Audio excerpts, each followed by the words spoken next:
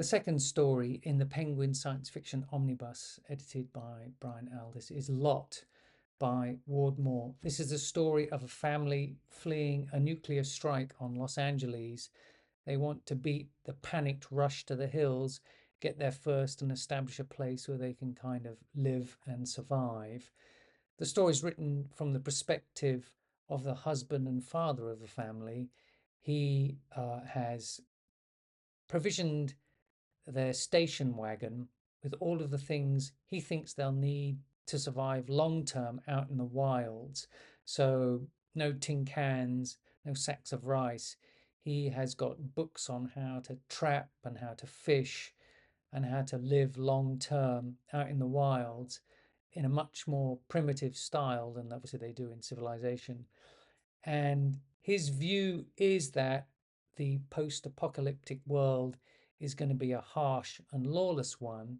And as the journey continues in the station wagon to get to this safe place up in the hills, there's a tension between the father and principally his wife, but also with the other children about his view that law and order is going to go out of the window and they've got to be self-reliant, whereas the mother's much more of the view that they should be finding friends and relying on civil structures to keep them safe. As they are driving along, they experience all the things that you'd imagine they would experience as they're trying to get away from the chaos of the attack to Los Angeles. But we also get Mr. Gymnon's internal dialogue, and he is firmly of the belief that through his what he believes is meticulous preparation in terms of stocking the car, that he has the best chance of survival out in the wild when everything collapses. And as he's experiencing this interaction with his wife and her disagreement about his plans and the jibes he gets from his older son, who's about 16, 17, and his younger son, who's a preteen, he also has a daughter in the car, Erica, who's about 14, and she seems a bit more ambivalent about what's going on. Anyway, as we're going along, Mr. Gymnon goes through the same process of elimination in his mind of his family about who best among them would survive. And that is what leads to the denouement in the story, which I do not want to spoil for you. And so if you do want to go and read it, you should stop here, go and read it, because from this point on, I am going to spoil the story by explaining relevant features of it. The first is the title, Lot.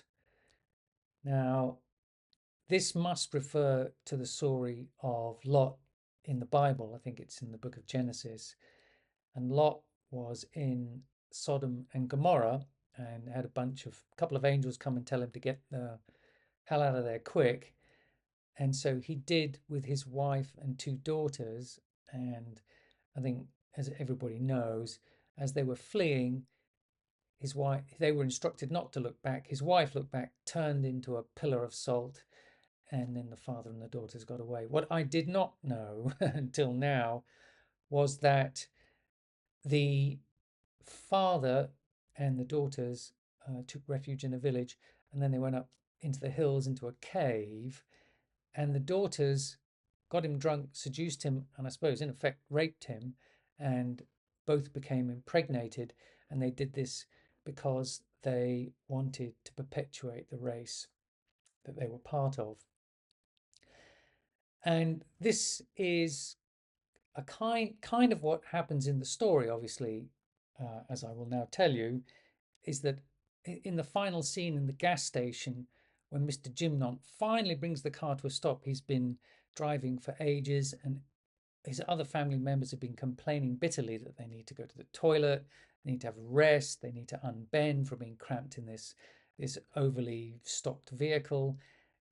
In the gas station, he gets his wife and older son and younger son to go off into the gas station itself, and then he takes his daughter, Erica, who's 14, and just drives off with her and leaves the rest of his family behind because he's calculated his best chance of survival is with her. That's the point of the story, because Mr. Jimnon believes that law and order's gone to pot. His best chance of a life and a future is by taking his daughter as his wife. And certainly when I read that when I was 13, I was pretty shocked, and it certainly left an impression on me. Now, what I also didn't know, that Wardmore wrote a follow-up to this story called Lot's Daughter, which he wrote a year later. The first story was written in 1953. Lot was written in 1953, and Lot's Daughter was written in 1954. And Lot's Daughter continues the story 5 years later. Erica has had a son. He's 4 years old. They're living out in the wild. And Mr. Jimnon is discovering that his image of himself being able to survive as someone who can live off the land is not coming true. He is relying heavily on the resources that he brought with him from civilization, and he knows that when they run out, he is going to be in deep trouble. He is also having the same discussion with Erica, his daughter, that he was kind of having with his wife, this business of he is firmly of the mind that they must survive on their own, and that society is now brutal and life would be short and nasty if they try and approach anybody else because of the way everything's collapsed. There's no law and order, so on and so forth. Whereas she's much more of the mind that she wants to find a community where they can live and work together and maybe have a better life. Now, they both discover the tracks of a jeep in a nearby road, in all the debris and moss and rubbish that's accumulated on it in the intervening 5 years, and so that they know that somewhere not too far away is civilization. And so Erica takes the opportunity to leave Mr. Jimnon and her son to go and find this burgeoning civilization after the nuclear attacks on America. And this kind of completes the story, showing who and what Mr. Jimnon is. Obviously, in some ways, he can't return to society because of what he is. He's a criminal. He has raped his daughter, he's impregnated her, and then he's abused her. And so he really has nowhere to go. He has become the thing that he was trying to escape from. And so obviously there's an irony there. And again, it's a very good rounding off, as I say, of the story. And you can actually get hold of a copy of Lot and Lot's Daughter in a small book, which you can get on Audible. I'll show a picture of it. Lot's Daughter does not appear in this, and it wasn't anthologized in this collection. Another thing that I didn't know about either story was that they were very loosely adapted into the movie Panic in the Year Zero, which was made in 1962. And I will show you a brief clip. How bad was it? I heard L.A. being torn apart and watched it being tossed into the air. You headed that way? You'll never make it. The roads will be choked by now. Hey, you step on it. I gotta get out of here. That'll be 410. I got no money. I had no time to get any. That's too bad, fella.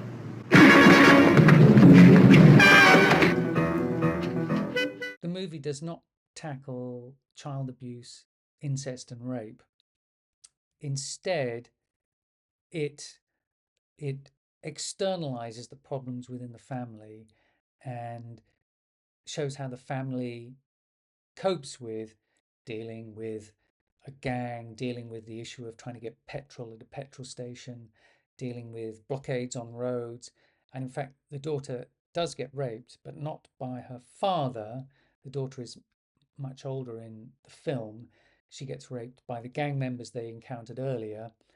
And then the father and the son go and seek revenge against the rapists and kill them.